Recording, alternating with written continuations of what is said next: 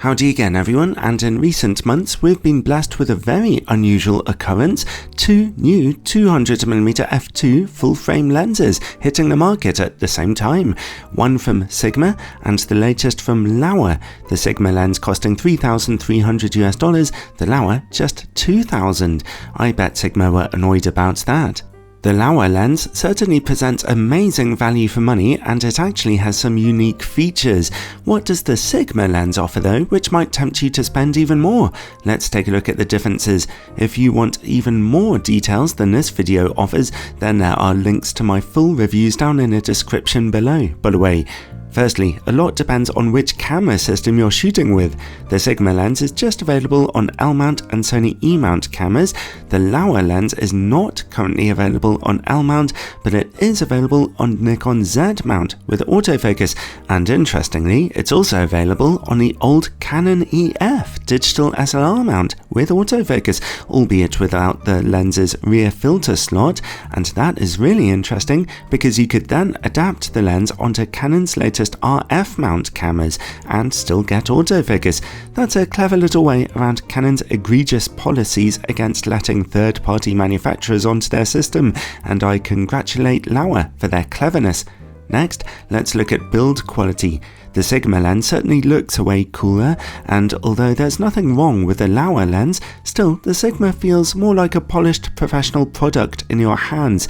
It feels exactly like a Canon L or Sony G Master lens. Its fit and finish are just absolutely perfect, down to having extra custom functions, an aperture ring that can be locked in or out of camera controlled mode, a rubberized focus ring, that kind of stuff.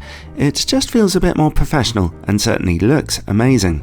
The unusual blur pull colour of the Laowa lens, on the other hand, is rather an acquired taste, but it is at least unique. The Laowa lens, while tough and metallic, does feel less polished around the edges, but it does have a couple of aces up its sleeve. Most importantly, it's surprisingly lightweight at only about 1.5 kilograms, rather than the Sigma lens's 1.8 kilograms. Okay, that makes both of them pretty heavy actually, but compared to the old Canon EF lens from 2008, which weighed 2.5 kilograms, well, that's fantastic progress. Also, the Sony E and Nikon Z mount versions of the Laowa lens both accept 43mm rear filters, which could be useful for ND or other filters, so that's pretty cool stuff from Laowa. When it comes to functionality though, Sigma's much longer time on the market and way bigger factory, I've been there and it is massive, mean that they've been able to include optical image stabilization in this one and a top spec autofocus system. Do you need image stabilization with these lenses, optical stabilization? Well, if your camera does not have stabilization built in, then yes, the Sigma lens would then have a huge advantage. Here is some footage without stabilization, and here it is turned on the Sigma lens, which does a wonderful job of smoothing out any wobbling, although the image does have just a slight sway to it. What if you are using the Laowa lens though, and your camera has in-body stabilization? Here is some footage, and you can see that the in-body stabilization of my modern A7CR camera is making itself very helpful with the Laowa lens, but there's some extra jitteriness in there which would be annoying for anyone getting handhold video footage. At the end of the day, your camera's in-body stabilization is not optimized for longer telephoto focal lengths, so the optical stabilization of the Sigma lens will always perform a bit better. When it comes to autofocus, the Laowa lens works at a reasonable pace, but when tracking moving subjects, I found it could end up missing from time to time. I wouldn't recommend this lens for heavy-duty sports work, for example. The Sigma's autofocus, on the other hand, is spectacularly fast and very reliable in all the tests I could throw at it, so serious sports photographers really should consider the Sigma lens here, first and foremost. Let's move on and look at image quality on a very tough playing field of my 60MP Sony A7CR full-frame camera. In-camera corrections were turned on for this test. At the maximum aperture of f2, the Sigma lens shows considerably more sharpness and contrast. The Laowa lens is looking okay here, but its contrasting edges look a little fuzzy with a little colour fringing. Stop down to f2.8 though, and both lenses look equally stunning in the middle, which is great news, but the whole reason you're buying this lens is to shoot at f2. Anyway, let's open their apertures back up and take a look at corner image quality.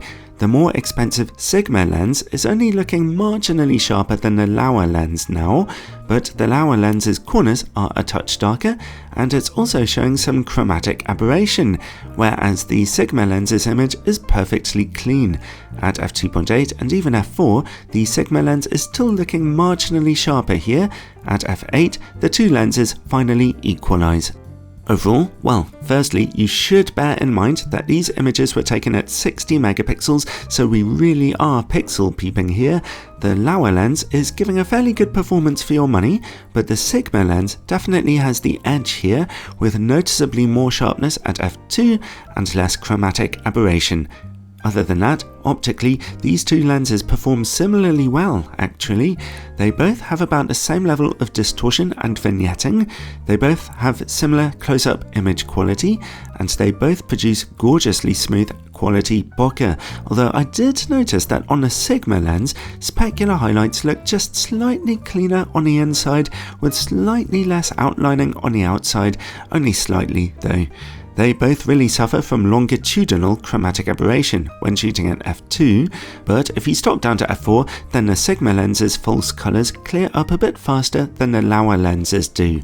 The only other optical difference I could really see was that, while the Sigma lens suffers from very little in the way of flaring, the Laowa lens, though, picks up a few more reflections when facing up against bright lights. What I would honestly say overall is that both lenses offer great value for money here. The Laowa lens is quite a bargain. It offers you absolutely stunning pictures for a knockdown price, while its lighter weight will encourage you to get out there and actually use the thing. Whereas the Sigma lens is a much more professional one overall. It costs a lot more, but offers you faster and more accurate autofocus, optical image stabilization, better build quality, and perhaps most importantly, noticeable more sharpness at f2. Anyway, I hope all that information was helpful for you, but now the choice is up to you. As I said before, there are links to my full reviews down in the description below, but ciao for now, everyone.